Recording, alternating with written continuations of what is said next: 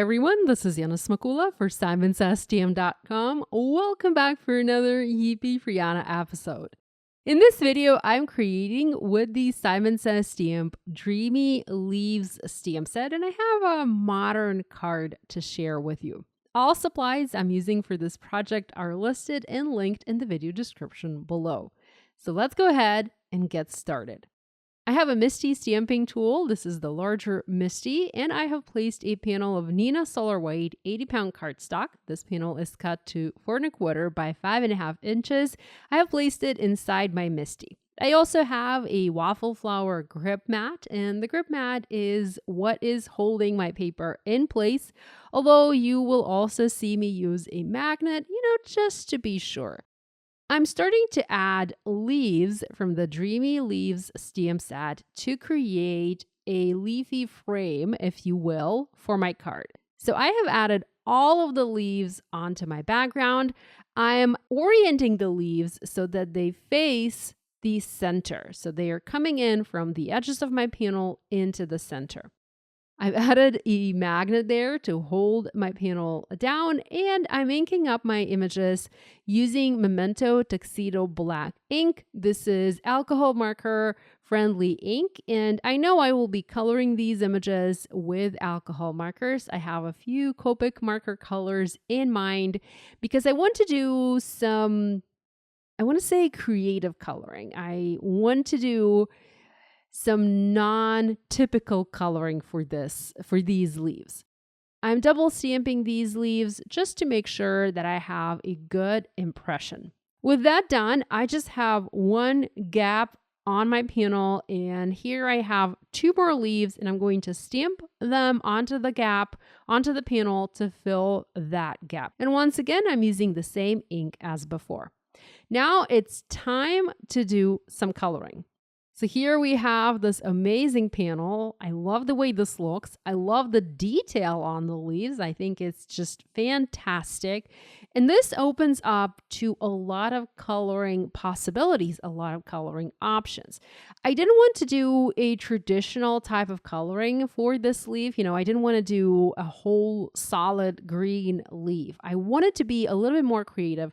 So I went on Pinterest and I looked at different leaf ideas, and I found this one leaf that kind of inspired me. And the leaf looked different than the other leaves because it did not have a solid layer of color. It had variation in color, plus it had a lot of white space. It had a little bit of green and a little bit of white. Well, actually, a lot of green and a little bit of white. But you will also later see me add some pink because in nature, leaves come in all sorts of colors. You can spot a bunch of different leaves, especially if you are looking at the tropical leaves. So I was inspired to add a little bit of pink to my leaves later. So here I'm starting with my lightest color. This is the G94. So this is my lightest green or lighter green. I will use just 2 green colors, a darker and a lighter. I want my leaves to be rather dark. I want the green on the leaves to be rather dark. So the G94, which is a pretty dark green, is my lighter green. And what I'm doing here is I am adding flicks of color. I'm flicking the color onto the leaf, onto each side of the leaf. So I'm not coloring the entire leaf. I'm just adding color here and there, and I'm being very selective and very purposeful about it. So I just want to have a lot of color variation on my leaf. I'm stopping a lot to decide if I need to add more green color onto this leaf. And once I'm happy with my lighter green, I'm using a darker green. This is G99. This is the darkest green that I have in my stash. And I'm using that color to add darker spots onto the leaf. Again, I'm using the flick style coloring method. So I'm just flicking the color onto my image. I'm not blending anything. I want there to be harsh lines. Well, not too harsh, but harsh-ish. I guess that's what I'm trying to say, because when you flick the color, you do eliminate that very harsh line. So I want to have some contrast. I want to have color definition on my image. So I'm coming in with that darker green and I'm adding that over about a half or at least 1/3 of each lighter green sections. Next, I'm using a color that is not quite expected, and it is pink. So here I have the RV00. It is the lightest pink that I have in my stash, and I'm using it to add touches of pink onto the sleeve. I am making sure that I am leaving some sections white. I do want to have a little bit of white on my leaf, but I'm also adding the pink here. The same with the green. I had a lighter and a darker green, and the same with the pink. I just applied the lighter pink, and now I'm coming in with my darker pink. This is the RV11.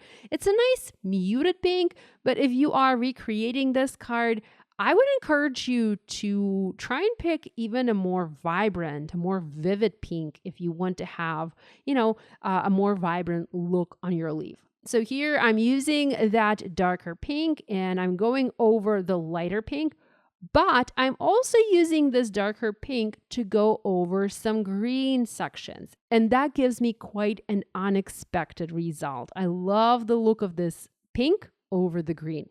I did not film how I colored the entire background because the coloring is the same on each of the leaves. I used the same techniques, the same colors, and I just colored the entire background. Now I did use my darker green, the G99, to color the center of the leaf, the vein that runs down the leaf, to add a little bit more definition there.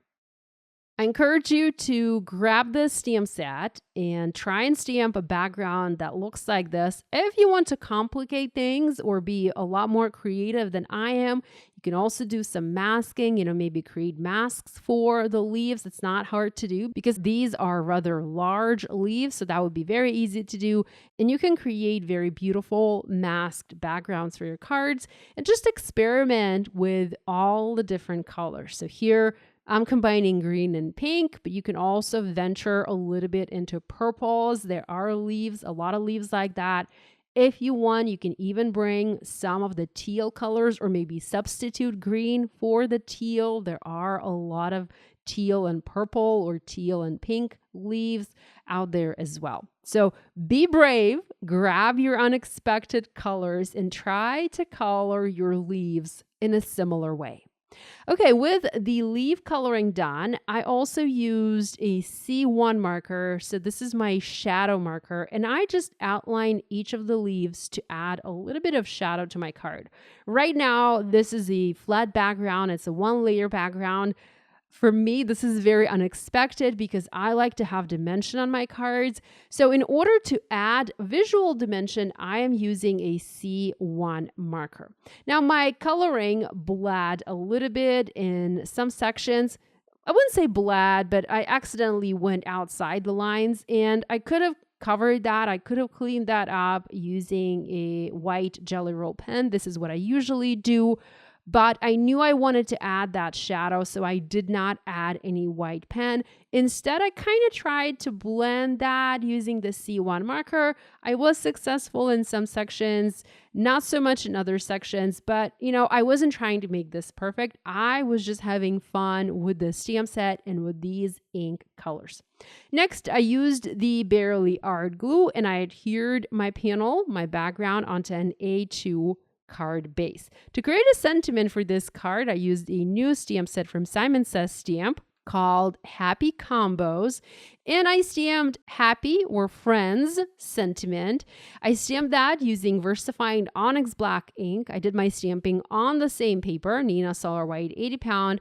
I covered that with clear embossing powder because I wanted to add a little bit of shine to these sentiments. And then I cut those out using the coordinating dies. I particularly like that the Happy has a wide border around it. So it looks like it's a die cut, a black die cut added onto a white shadow die cut. I quite like that look. And I'm glad that the coordinating die for this stamp has that wide lip. To finish this card, I used a bunch of sequins. These are the Aura sequins from Spellbinders.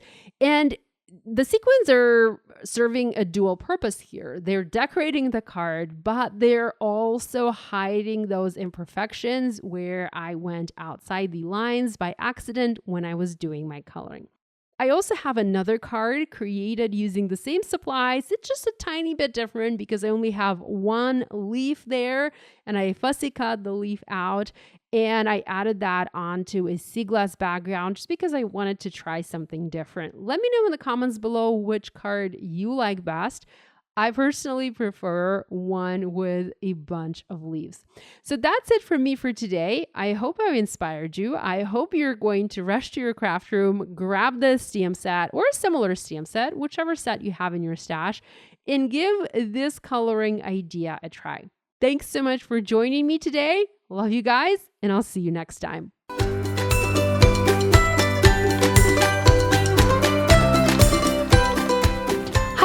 I'm Heidi, Simon's mama and founder at simonsaysstamp.com.